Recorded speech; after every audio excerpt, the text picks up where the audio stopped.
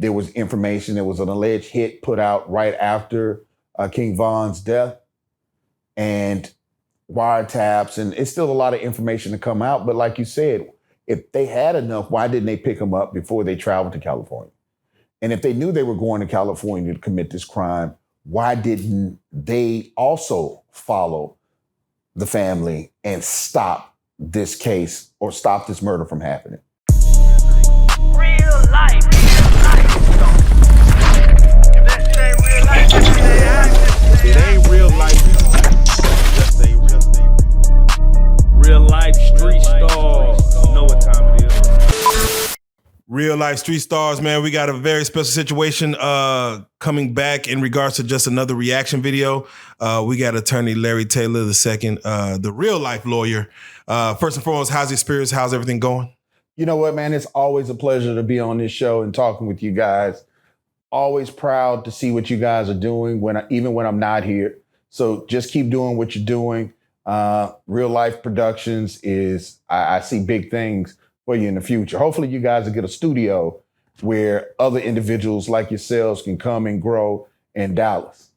No, thank you so much for that. We actually used to have a studio. A lot of, I don't want to say illegal activities going on, but, some illegalities were going on to where we had to go and shut it down. But no, we will do it again, and it will be done right the next time. We're talking about not just that, but we're talking about movie production.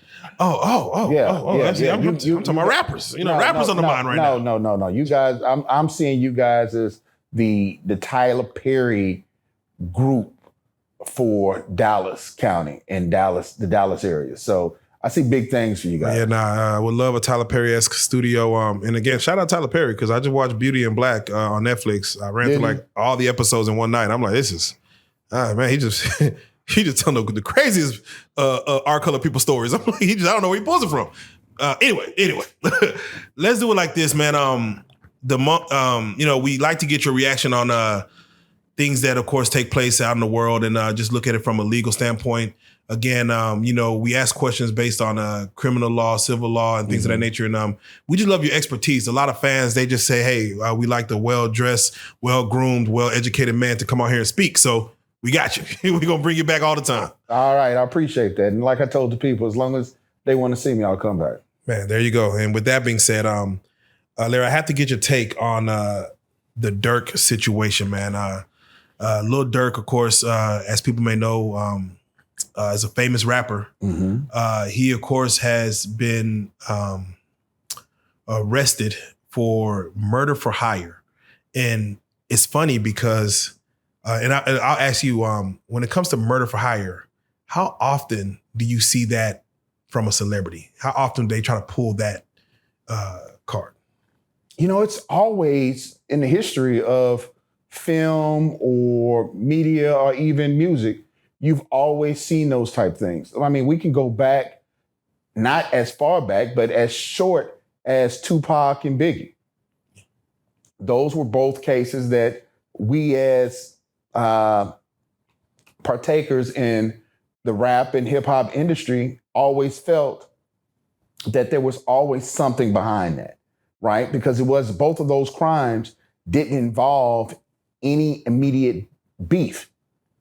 Correct. Or at least not Biggie's. I mean, I know Tupac had the situation in the casino right before, but other than that, the distance was so far in between what may have happened that we always felt like it was something else behind it. And, now we know. When you see murder for hire, again, we normally hear from, of course, the Gotti days and the gangster days of a RICO, which is technically hits are put out and they try to get it under a criminal organization of people. Mm-hmm. It's very rare you see a direct murder for hire and a murder get carried out where we're saying, hey, based on information we've collected, this is what the arrest warrant is for. Basically, hiring someone to assassinate somebody. Correct.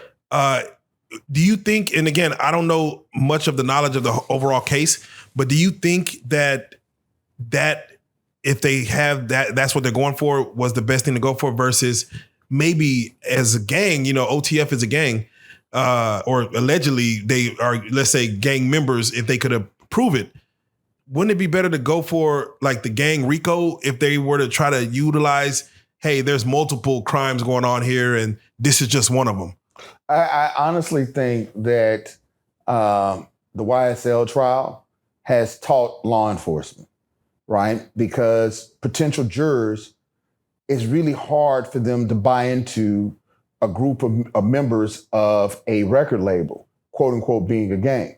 So even in the indictment, they talk about them being more of a music affiliation than gang members. Now, they say they are members of gangs, but they don't necessarily tie the two together in blatantly. They don't say that OTF is a gang.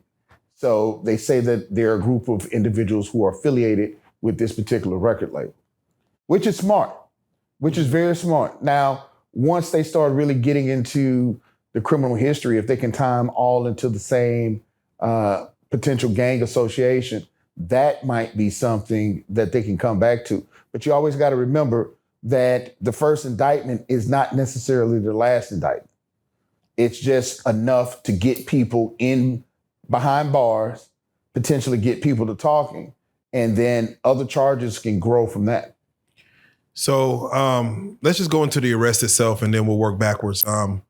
Federal charges were placed on him. Lil Durk was arrested, from what they say, trying to get on an airplane, a private jet, to go to Italy. Mm-hmm.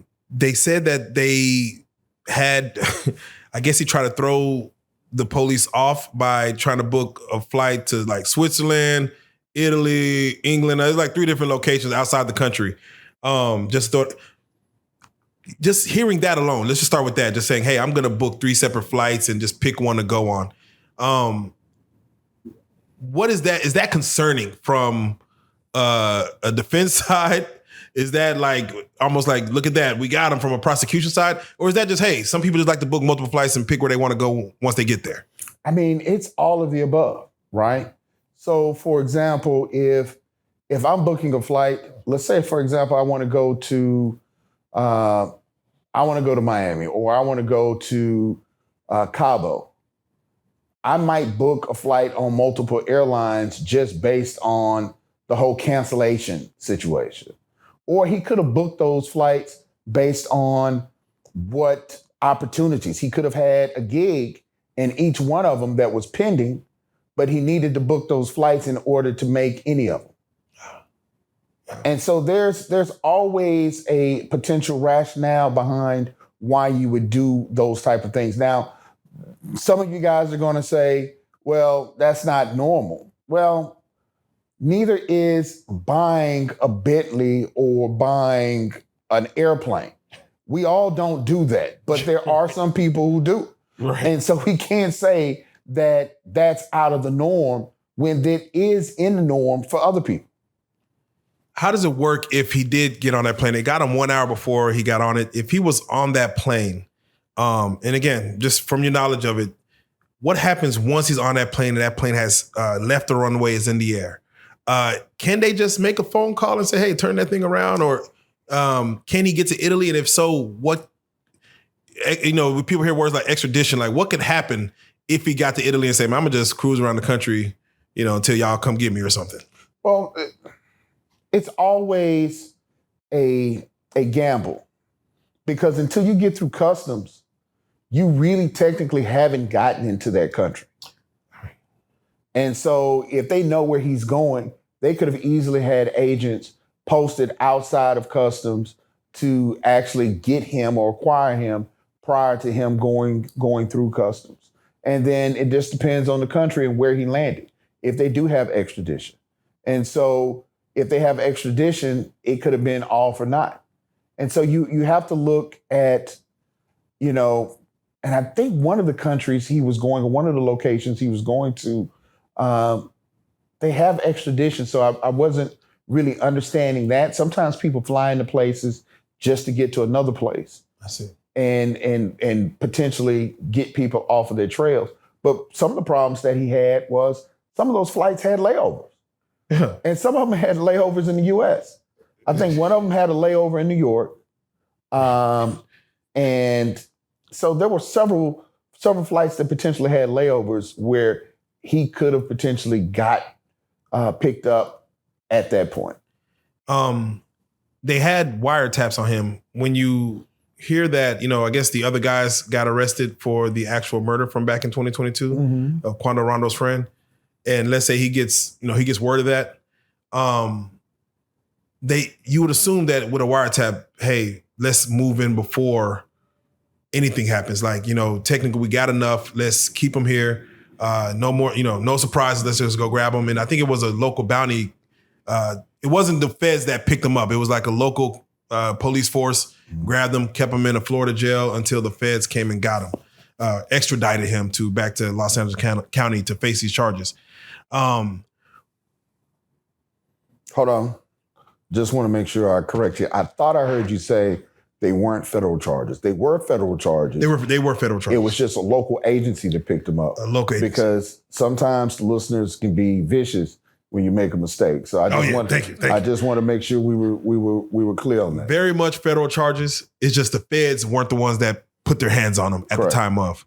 And let me just ask, once it came about, just from a law standpoint, immediately, what is your take on it? Just from a law standpoint of you being, whether defense, prosecution, a judge, what is your take on a high-profile rapper gets arrested for murder for hire, and knowing that Lil Durk, knowing just from your history of hearing about King Von, Quando Rondo, all these things have been happening since 2020. What was your take on, like, man, Durk, dang, were you still, like, give me your take, what was going on in your mind when you saw that? So first of all, as a black man, yes, right, let's start with that. Who grew up in similar communities, my prayers go out to all the families that lost loved ones. King Von's family, the family of the rapper out of California. Yes. Because, and the guy who also died in Atlanta when all of this started. These are unnecessary loss of life. And so we want to make sure that we respect those families. But as far as the criminal investigation goes, I'm a little leery because reading the indictment, it sounds as if I don't really know how seasoned this person or the investigator was on this particular case. And so there were a couple of things throughout, like you said, this happened in 2022, and there was information, there was an alleged hit put out right after King Von's death and wiretaps, and it's still a lot of information to come out. But like you said, if they had enough, why didn't they pick him up before they traveled to California? And if they knew they were going to California to commit this crime, why didn't they also follow the family and stop this case or stop this murder from happening, right? How many times have we seen, people about to commit an act or a crime and law enforcement swoop in before they actually commit it? Very true. So there are a lot of questions, because if that was the case, then that case wasn't that strong. And it really sounds like they really have him on a murder case, right? They have him on the video. They have him getting out of the car. They have him going to an In-N-Out burger after the murder in the same vehicles and without the mask on. So they have their faces. But then the question comes in, is it a murder charge that took place in California?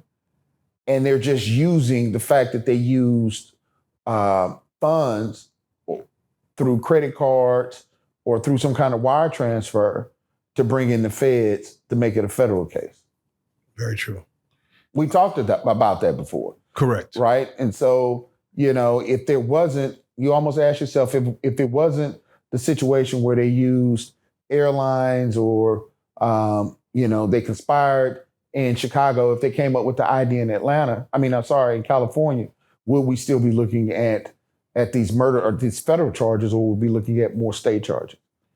And I never understand why it goes either federal or state. And what is the purpose of that as far as the federal has more leeway to utilize resources to indict you, or is state like why does it sometimes it go from federal and not just handled by the state? Kind of like the YSL is strictly on state. So not going all the way back to first year law school, but keep taking you back. But anytime that you start using interstate commerce, right? Whether it's roads.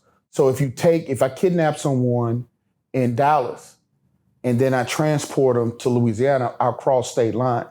Therefore, now the feds are involved. The same way, anytime that you use any of the gateways that federal agencies kind of control, then now you basically put yourself in their preview. So when you use Cash App, Zelle, any of those things to transfer money, you're now entered into the realms of the feds. Wow. There you go, man. So yeah, try to stay within the state lines, I guess. Don't do no crimes. There you go. Don't do no crimes. Don't do any crimes. Let me ask you, because again, we're about to touch on a couple of different things, but let's just touch on the actual incident itself that they're speaking on, which of course a cousin of Quando Rondo, who was involved in the King Von shooting back in 2020, was with Quando Rondo in a black SUV in which, like you said, men came up, of course, opened fire.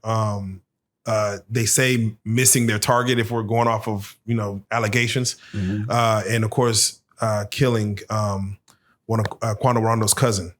The guys fled the scene, kept it at that. And then you see, and again, this is just now they start unsealing things and seeing what they have, is that Durk asked them to, hey guys, don't use my name or don't use your real names. To book these flights. Yeah, to book the flights. You see that they have, again, alleged evidence that he booked the rental vehicles for them to get on, purchasing masks with credit cards attached to Durk's name and the OTF family.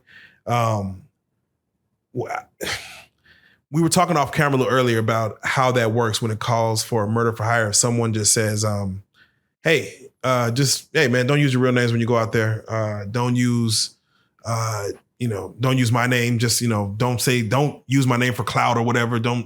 Whatever y'all do out there, go do, but just don't use my name. Sometimes when you're in the music industry and you're the breadwinner, you use your company or LLCs and they say, hey, I need to book a rental car. Well, here, use the company credit card. And therefore it's linked back to that person.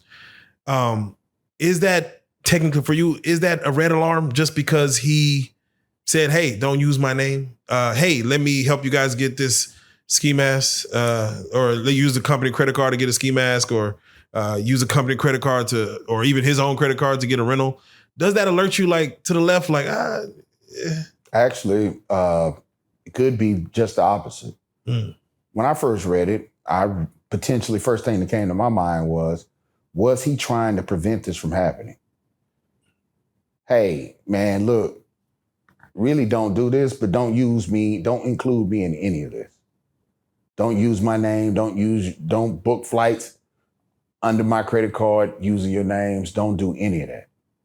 And so it can work either way. What's going to be real interesting from a criminal defense standpoint, did he have a show? Did he have an appearance out there? Was he coming to see Real Street Starz California? Come on now. Right? The California office. Coming. Yeah, it's coming. Yeah. Was he going out there to see that? And did that just so happen to coincide with what took place? And so that's the thing. When we get these indictments and they go through the preliminary information, they have information, but they have information from either informants who are just feeding them things. And we learn from, the YSL trial. Police officers are fed things sometimes based off of what people think that they want to hear and are not really based on fact or truth. Does that mean that, of course, what their goal is, hey, based on what we have, we just want to, again, everyone's innocent until proven guilty. But based on what we have, and that's because not really true, but go ahead. Yeah, I've heard the opposite. Yeah. Everybody's guilty until they can show they didn't do a damn thing. Right. And that's kind of what happens when they say, hey, no bond. You ain't going nowhere, because they want to basically say, hey, we have this on you. Prove us prove it to us that you're innocent. Let be judged by your peers. When it comes to, and again, they say no question's a stupid question, but I'm going to ask it either way. Bring it on. If he had said, hey, I'm going to pay you guys, go out there. If y'all see Quando, Rondo, man, just rough them up a little bit. You know, he ain't say nothing about no, you know, just rough them up a little bit, man. Get down on them folks. And it turns into a murder that happened after, you know, let's say a scuffle. Can that be considered murder for hire? Is that something that someone would go for? Anytime that you are in the commission of a crime, you're responsible for anything that happens during that commission. So even if one of his people died, murder's still attached to that.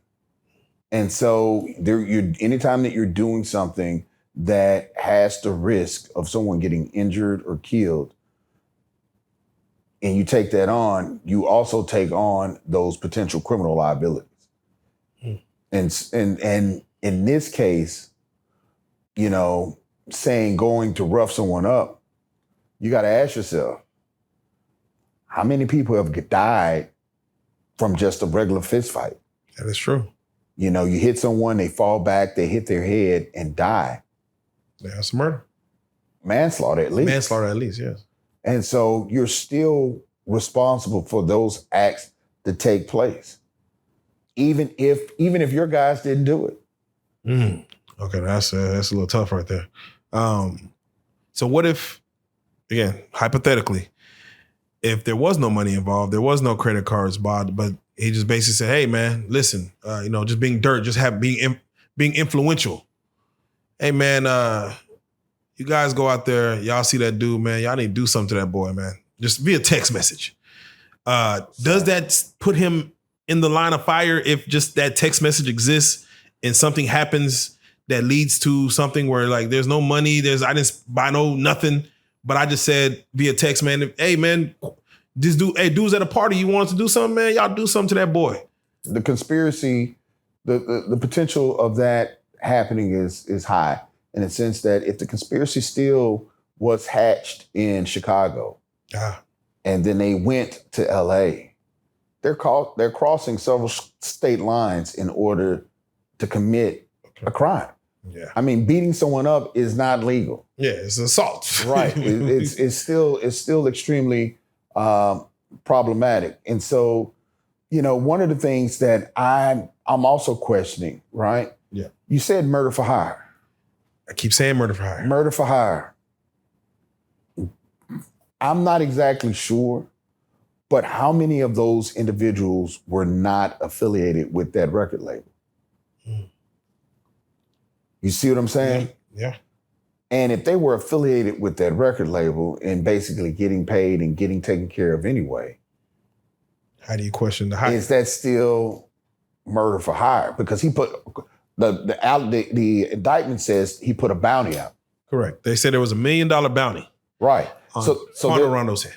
So there's a bounty, but no one acted on it but the people who were already under your custody and control. So was there really a bounty?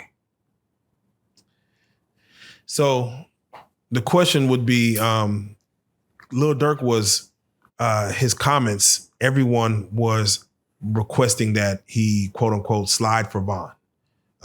Do something in retaliation for King Von. Why aren't you doing something? And they were screaming that for years up until 2022.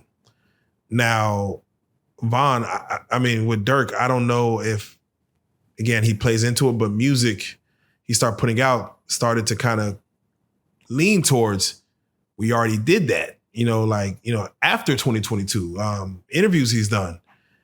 He just did a famous interview with Academics that's kind of making his rounds where Academics asked him, he's tired of seeing the slide for Von comments.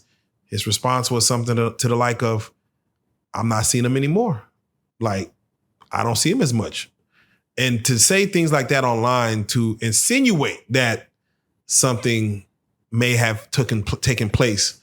What are your thoughts? If if you're called hey, I need to, I need you to lower you up. I need you. Larry, what can you get? What can you get from when you see things like that kind of come to the light of day? What is your take on those things? Circumstantial, man. I mean, I think a good lawyer will be able to explain those things away to a jury to help them understand, right? If I drop hot coffee on my lap and I jump up and cursing and I'm angry and you're in the room, does that mean I really have the intention to attack you? Right? If you're just going off of what I said in my actions, right, there could be something else behind that. And it's that something else that really determines what's based on that action and what was said. He could literally have meant, hey man, I don't see him as much anymore. He didn't really say why. Unless he said, I took care of that. People know I took care of that. And that's why they're not saying nothing about that anymore. So I don't know why you're saying anything. Unless something like that took place, literally he just made an observation and saying, I don't see him that much anymore. With that being said, a lot of things can and will be probably considered circumstantial. The one thing that, of course, is not circumstantial is a wiretapping that was worn by one of his guys by the name of OTF Jam. Now, allegedly. We don't know. Yeah, again, we don't know nothing until nothing comes out. So we're going to definitely use allegedly throughout. And hold on, man. Before we go any further, please. The reason why I say allegedly because we've already learned this in the game. Yes. Like this isn't a game that somebody gets hurt, we turn it off, and they come back and they're healthy and alive again. So this man who allegedly wore a wire, where's the evidence? Where is his name? Because it's not going to be in the indictment. We don't know if it's conspirator number 1, number 2, number 3, whatever conspirator they said or labeled. But I am going to caution anyone from putting this man's face or likeness or stating that he actually did this, because there still could be people out there that would take action against him, and he's not the person. He didn't wear a wire. I mean, we've seen that before where the media or someone had stated that someone did something and they actually didn't do it, and it ended up costing them their lives or one of their family members' lives. So I would say let's hold off on that. But talking about wearing a wire, let's just say anybody. Let's say anybody. Let's say conspirator X. Well, let's talk about hypothetical. Okay. Hypothetically, someone goes to reach out to this young man to say, hey, he's incarcerated time. We need you to get some information and intel on one of your members, Lil Durk. Is that a tactic that you heard of that police would do to let criminals out early to get someone else? Like, is that a thing? Man, that is a thing every day, all day. Oh, wow. That is, think about it. You serving 20. You've been in there 5. People out here rolling around in Bentleys, BMWs, kissing their kids every night. And you saying to yourself, I want to go home. I want to see my mama. I hope my girl still ride with me. Come on. You know what I'm saying? I'm going to put on this microphone and go and talk to people and ask them simple questions. Now, I ain't making nobody answer, right? I didn't make him answer the question. If I ask you a question and you answer it in a way that law enforcement can use it, some people might say, well, that's, in their mind, they might say that's on you. And I get, look, we're going to hear the code, right? The code, we talked about that. Yep. You know, no one snitches, no one says anything, no one does anything wrong. I mean, not does anything wrong. No one says anything to law enforcement to harm or to have someone else arrested or jailed. It's not the same. When I practiced criminal law several years ago, and sometimes it seems like since this is creeping back to my life, there's always someone willing to talk. Yeah. I told the young man once, I said, look, man, I don't represent you. You do what you want to do, right? I'm just here to make sure that whatever you decide to do, I give you the best chance. And so, matter of fact, I didn't end up representing them, but I was friends of the family, and I was kind of just helping their lawyer out. But I told him, I said, look, man, I guarantee you, it's 5 of y'all. First one that talks is going to do the least amount of time. Period. The least amount of time. There you go. He said, nah, we tight. Ain't nobody talking. Got a call. Somebody talked. He's arrested. Now he's in jail. Dang. That's how somebody's gonna press. somebody's gonna fall. Man, everybody not Hercules, brother. So when it comes to wiretapping, right? I'm just curious, how creative can the federal government get? People were saying that he might have a hat on in the brim of the hat. There's something in the hat. Hey, you got a jacket, you got a hoodie on, you got something in the lining of the hoodie. How creative can wiretap? How creative have they gotten, from your knowledge, as far as someone being able to use a recording device to get information off somebody? All right, public service announcement. Let's go. Watch any of your MI5 movies, Mission Impossible movies. Look at any of the social media sites that advertise the world's smallest camera that you can put anywhere. And then you make the decision on how inventive and how creative they could be. I mean, man, you have people with cameras in their shoes doing nefarious things. Yeah. So, and now you talk about the federal government. They got Ray-Ban glasses that right now you could just buy and just walk around recording people with glasses on, shades. Exactly. So exactly. So you tell me, and that's the general public. That's the general public. You talking about the feds? Come on, man. They could be in there. I ain't gonna say, I almost said something, but I was gonna say they could be G.I. Joe right now and be in the room and have some kind of stealth technology and we can't see them. I don't really believe that, but I'm just saying they are the federal government. Yeah, like you said, everyone stop right now, go to Amazon and just look for the smallest camera. You're gonna get inspired. Man, come on, man. It's several spy shops in Dallas. I'm telling you, man. I'm telling you. How does that? Because again, we're just going with allegedly that this guy is wearing a wire for somewhat of what's considered 4 years. All alleged. We're just playing in the world of make believe. Let's just say, for 2018 to 2024.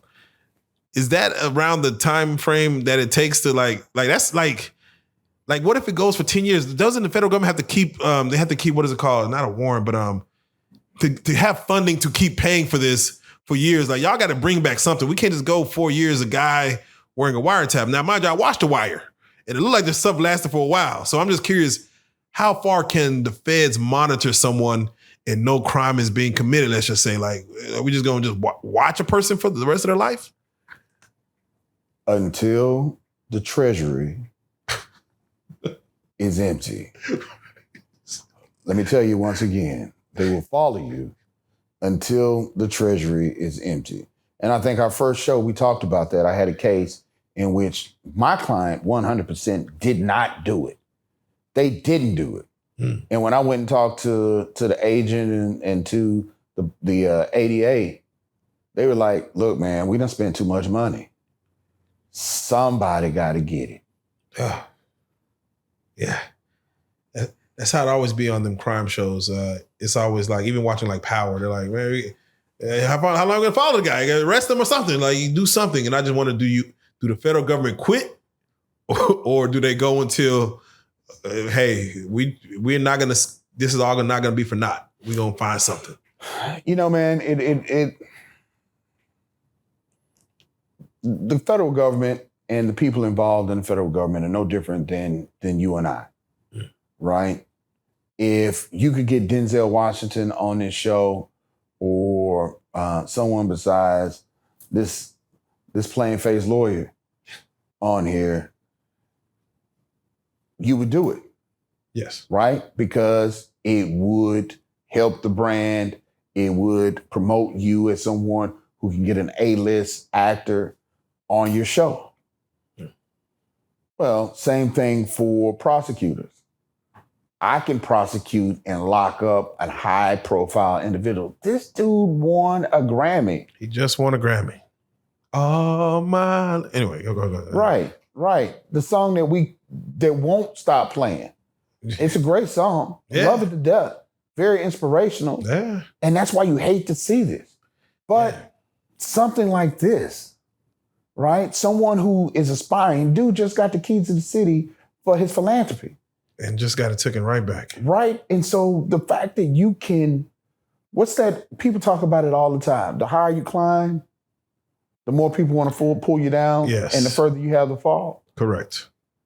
They want the same thing, right? They can come in and get, let's throw Rook under the table since he ain't here. Yeah. They can come in and get Rook. But I mean, he might make the Dallas Morning News. But if they come in here and get, one of Dallas's favorite artists, then that makes international news. Yeah.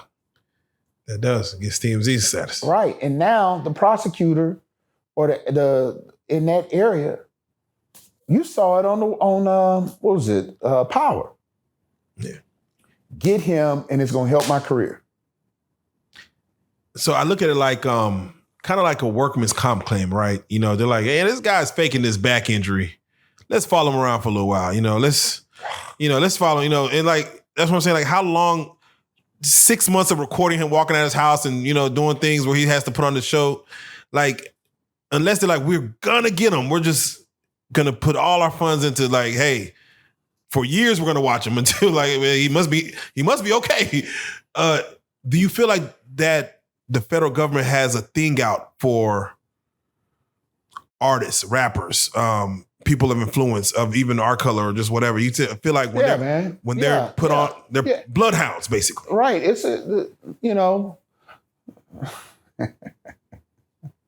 I'm speaking my. No, it's I want to say it's one of those situations, man, where everybody got a type. I feel. Right? Yeah. And so I don't have to say anything more than that. Yeah, and the fact that you can just look and see what they type is. Yeah. Do you feel it's because rappers now, and again, we look at like BG is out, we look at YSL trial where they're trying to put lyrics against them. Chicago is known for drill rap. Because they put this music out there that influences the masses, do you feel like that always will put a target on a rapper's back who chooses to rap about violence and getting away and walking them down and murder, shoot, kill, bang? Do you feel like that's always going to put a target on their back to get watched, surveillanced? Just they're asking for it, basically. Ask NWA in the 80s. Yeah. I wonder how many times they got pulled over. How many police were at their shows? Come on, man.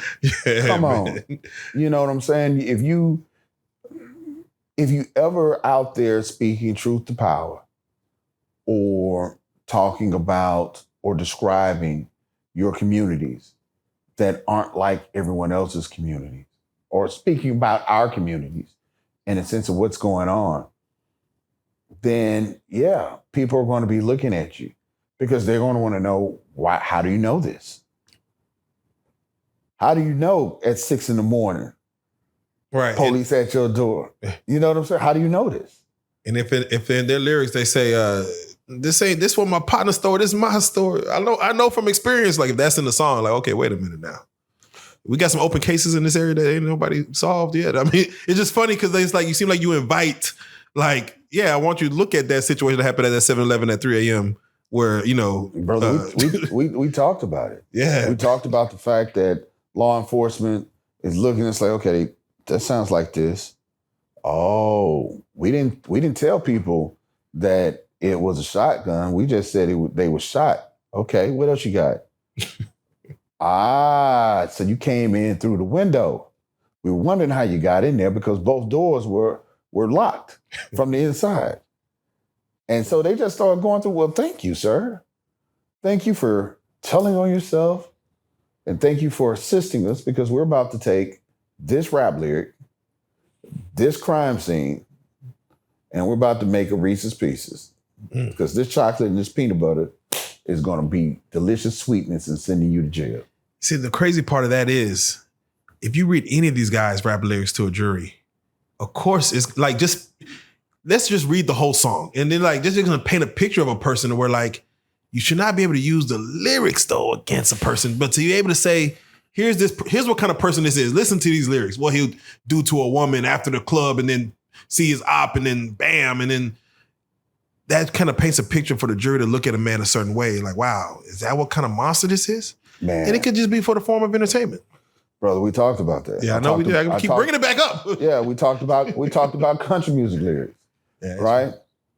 You know, people running trucks through trailer homes and running over dudes who are sleeping with their ex-wife, right? It doesn't work in your alimony case. No. And so, you know, they don't use their lyrics. They don't use lyrics by rock stars talking about getting high or using illicit drugs. Yeah. They're not drug busting them every day and using their lyrics to say, oh, see, he's on LSD all the time. Mm. You know, he says it right here. Yeah, right.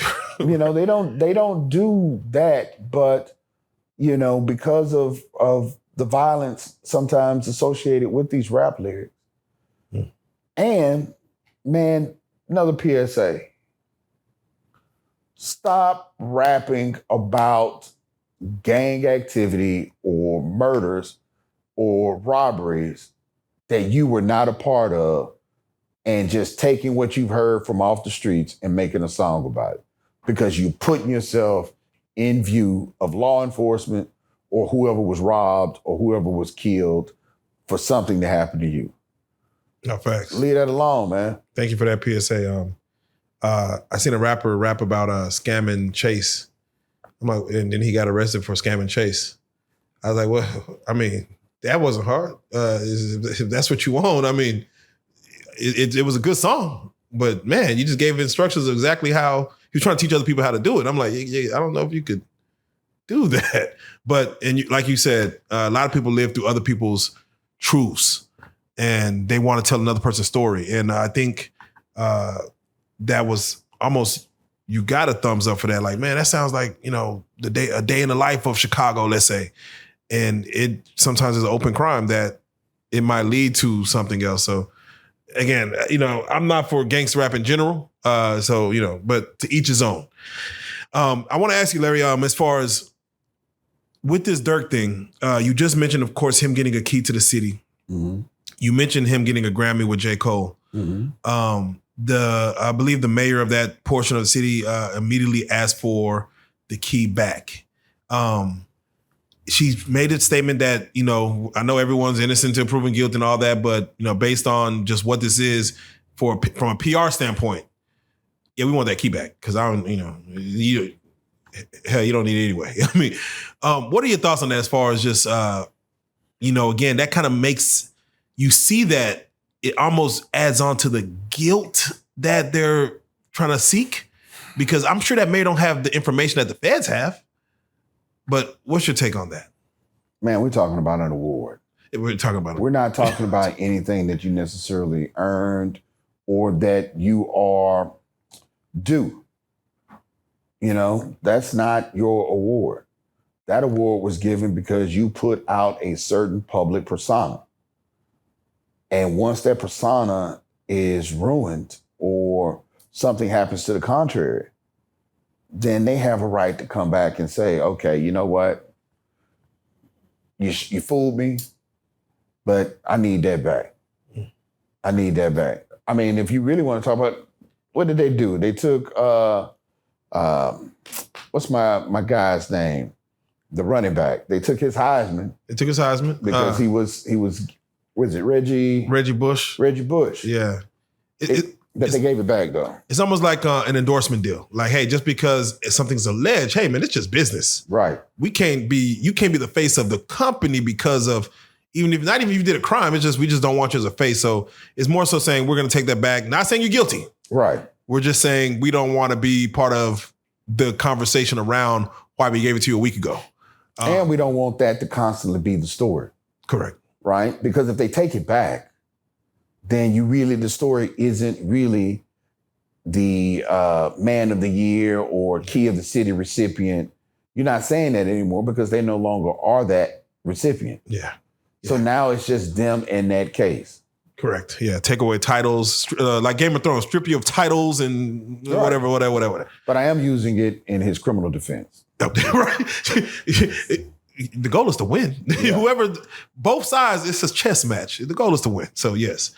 With that being said, just real quick for Durk, what is your take on his chances? Should he have at least gotten a bond? I think he just went to go to a bond hearing when he got to LA. I think he's on a no bond, I believe. I'm not mistaken. I probably have to check. But if he has no bond, what are your thoughts as far as his chances? Should he at least have a bond? I know we're just dealing with the Diddy situation with no bond. Well, same rationale behind the Diddy situation. What did I say in that?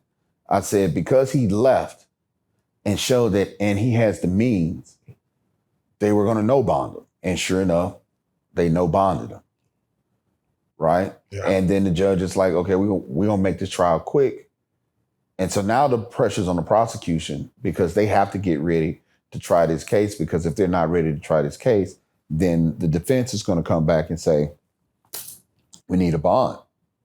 Do you feel the federal government even arrests someone without being ready to try a case? Like, of course. You think they jump the gun and say, let's just get them? Man. But what's the murder? If it's a murder for hire, the murder already happened. That's why I'm wondering why they didn't go RICO or anything of that nature, because you wait 2 years to do a murder for hire based on the stuff you have. You didn't have enough. Okay. You didn't have enough. Yeah. And that could be part of the problem. When were these alleged wires done? Were they done the murder happened in 2022. Were the wires done in 2023? Yeah. Were the wires done in early 2024? When were these wires allegedly done? Yeah, I think that's what gives it that, because sometimes if something happens, a murder for hire, and like, hey, I'm gonna pay you, but we gotta let things die down, and you wait, 19 months, 24 months. All right, now I'm gonna slide some money to you for some other reason. But we're talking about the wire. Yeah. When did that take place? Did it happen in 2022? I know I read some things that said that the alleged person was arrested and released during that time period. Then at that point, I'm kind of like you. Why wasn't an arrest made before it happened? But if this wire happened in 2023, 2024, man, I forget what the people do with their fingers and sniffing and all that other stuff. But, I could say that Durk might have been set up and basically set up to admit to a crime that he wasn't involved in. And I get that they have that text message, but it was real weird in the indictment that they hung their hat on a statement saying, don't use my name. Yeah. I thought more would come out of it. Yeah, don't use me, don't associate me with these flights. And I'm like, yeah, if there is a wire, if they have recordings, I think it's more so we're gonna get them on something else on top of this. We just gotta grab them and get them in. So we'll see. We'll see. Again, innocent to proven guilty, and like you said, it might be guilty to proven innocent in some situations. It's a lot happening in Florida right now.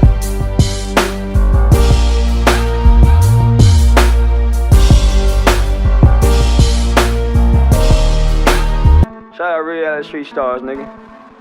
Move. Hey.